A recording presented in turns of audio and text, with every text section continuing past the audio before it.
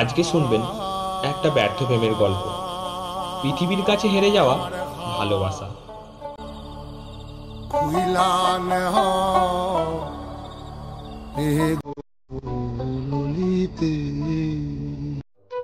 পাহাড়ের কোলে ছোট্ট শহর দারিয়াগঞ্জ, চারপাশে চা বাগান, কুয়াশায় ঢাকা রাস্তাঘাট, আর সন্ধ্যা নামলেই শোনা যায় ঝিঁঝি পোকার ডাক।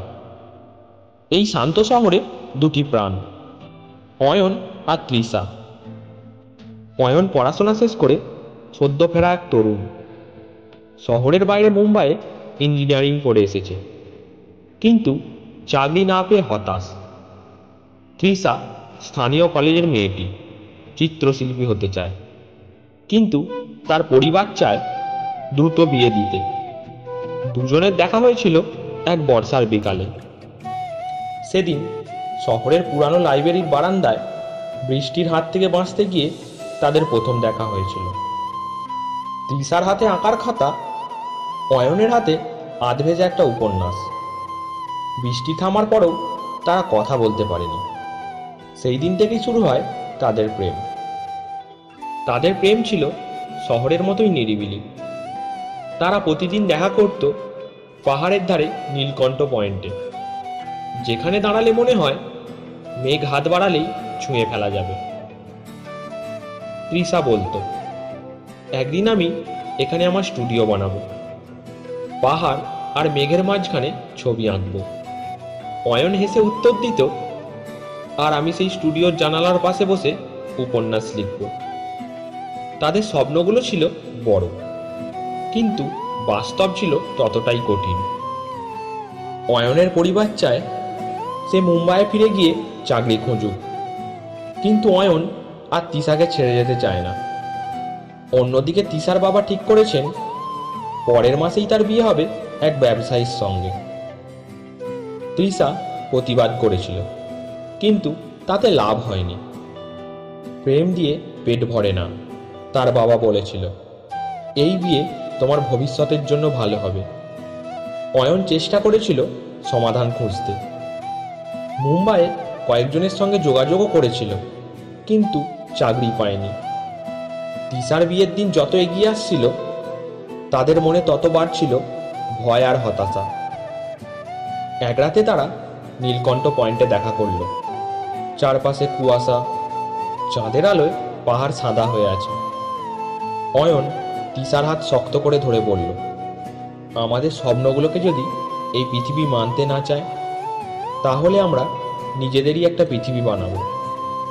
তৃষার চোখে জল জমেছিল, কিন্তু তার ঠোঁটে হাসি। তুমি যদি থাকো, আমি কোনো ভয় পাই না। তাদের সিদ্ধান্ত হয়ে গেল, পরের দিন ভোরে তারা শেষবারের মতো নীলকণ্ঠ পয়েন্টে যাবে, আর সেখান থেকেই লাফিয়ে পড়বে পাহাড়ের গভীর খাদে।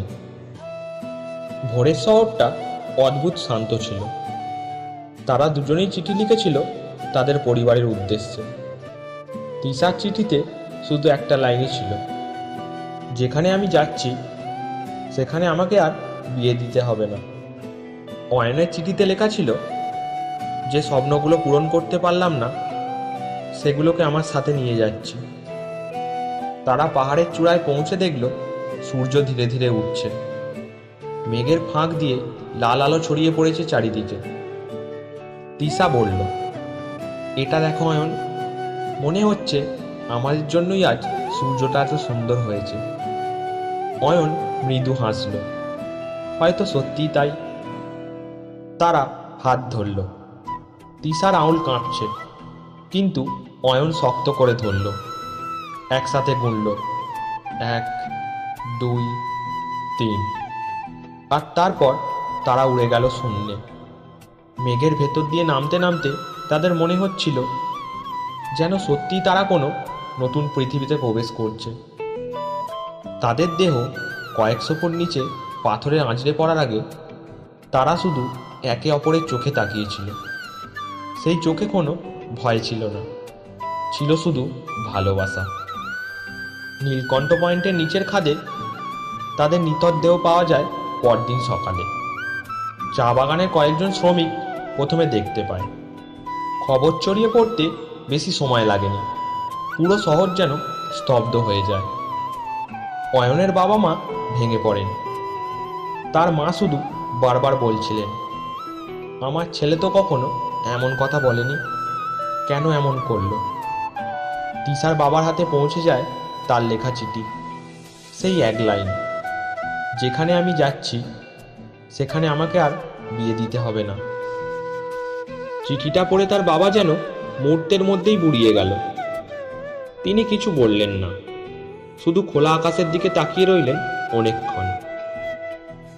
শহরের মানুষজন এই মৃত্যুকে অভিশাপ বলল কেউ, আবার কেউ বলল পাগলামি। কিন্তু যারা তাদের ভালো চিনত তারা জানত এটা ছিল এমন দুটো আত্মার গল্প যারা নিজেদের স্বপ্ন বাঁচাতে গিয়ে এই পৃথিবীর সঙ্গে লড়াই হেরে গেছে। নীলকণ্ঠ পয়েন্টের মানুষজন ফুল রেখে যেতে শুরু করলো। কেউ লিখে রাখলো, তোমাদের স্বপ্নগুলো যেন অন্য কোনো দুনিয়ায় সত্যি হয়। কয়েক মাস পর থেকে শোনা যেতে লাগলো এক অদ্ভুত গল্প। নীলকণ্ঠ পয়েন্টে যারা ভোরবেলা যায় তারা নাকি মাঝে মাঝে দুজনের হাসির শব্দ শুনতে পায় মেঘের ভেতর থেকে। কেউ কেউ দাবি করলো মেঘের ফাঁকে এক মুহূর্তের জন্য তাদের হাত ধরাধরি করে দাঁড়িয়ে থাকতে দেখা যায়। মানুষ বলল ওরা মরে যায়নি, ওরা শুধু অন্য জগতে গিয়ে তাদের স্বপ্ন আঁকছে। গল্পটা এখানে শেষ করলাম। গল্পটা ভালো লাগলে একটা লাইক করবেন, চ্যানেল নতুন লাগলে চ্যানেলটি সাবস্ক্রাইব করুন।